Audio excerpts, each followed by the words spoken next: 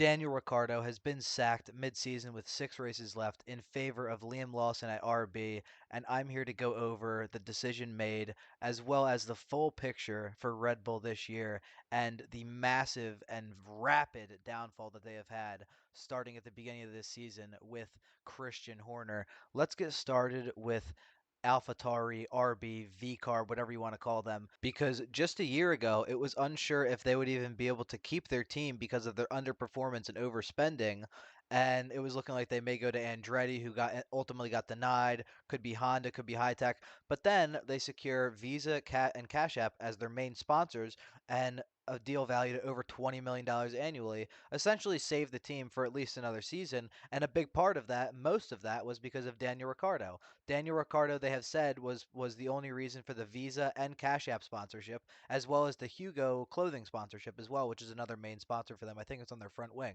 So Ricciardo brought in all those sponsors, and going into the season, RB, Red Bull, whatever you want to say, whichever conglomerate name, whatever you want to call it, they know that they already made a promise to Liam Lawson. They know that they have to re-sign or get rid of Yuki Tsunoda, and they know Daniel Ricciardo has to either get re-signed or gotten rid of. And they signed Yuki pretty early in the season.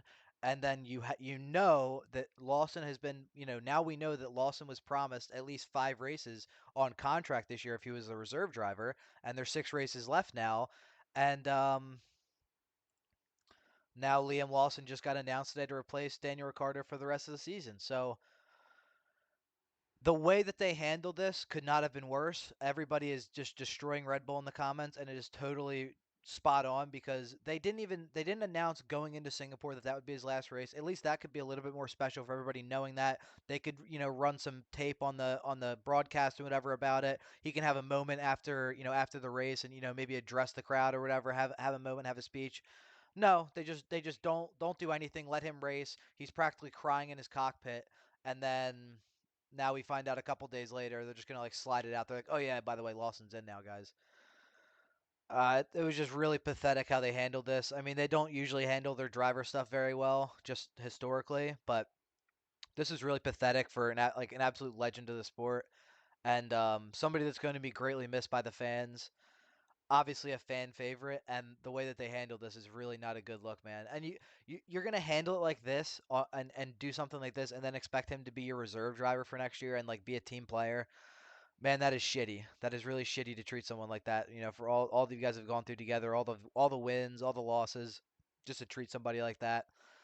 It's brutal. But I also want to go over the fact that Ricardo gets sacked, but Perez, because of his Mexican cartel money, gets to stay in F1 even though he's dog shit.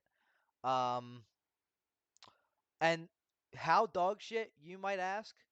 We're going to go over that right at the end of this little timeline here. We're going to go over exactly how many points Perez has scored in comparison to Max and Lando since Miami when this championship race really started.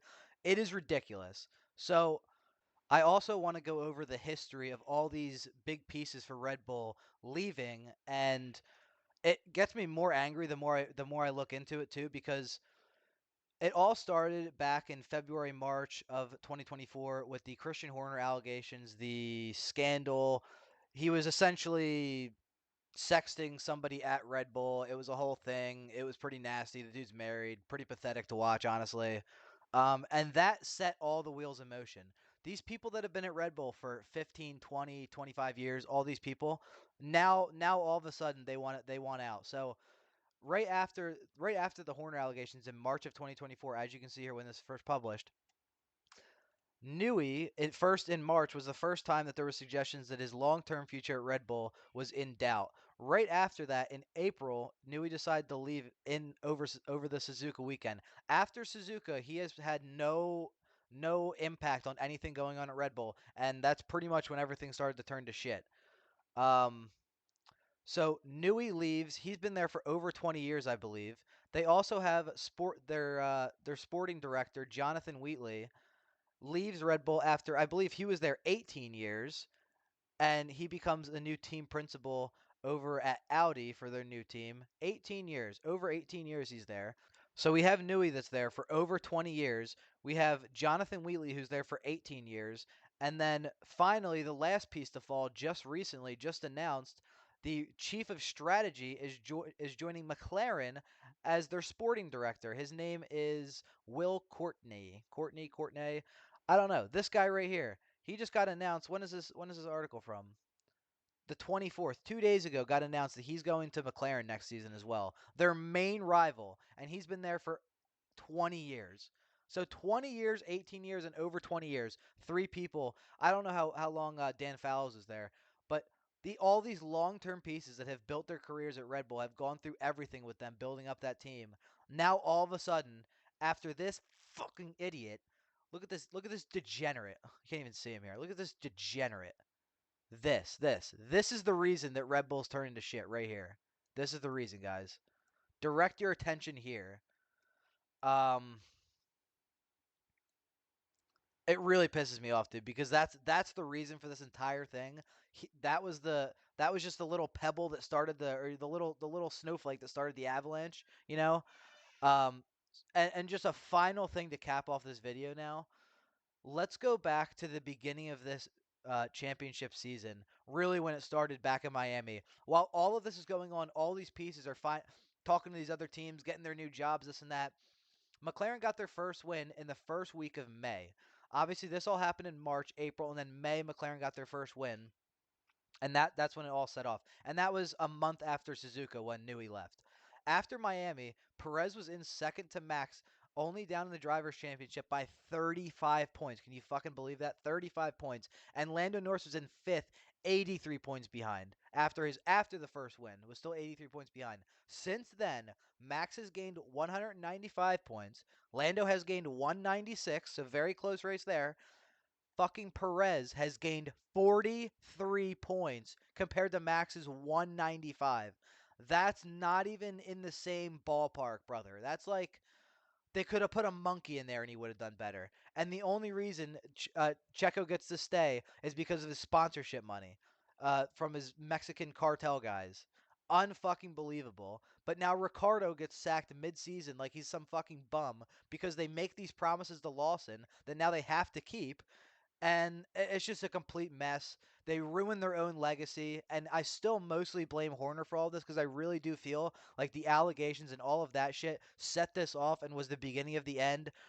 All of that stuff and the beginning, the power struggle that was known between Horner and Newey. Once that came out, Newey said enough is enough, and that's what led to him leaving. That's what ultimately will lead to the end of the Red Bull dynasty that we've had here for the last 3 years, and will most likely lead to Max Verstappen leaving after the 2025 season.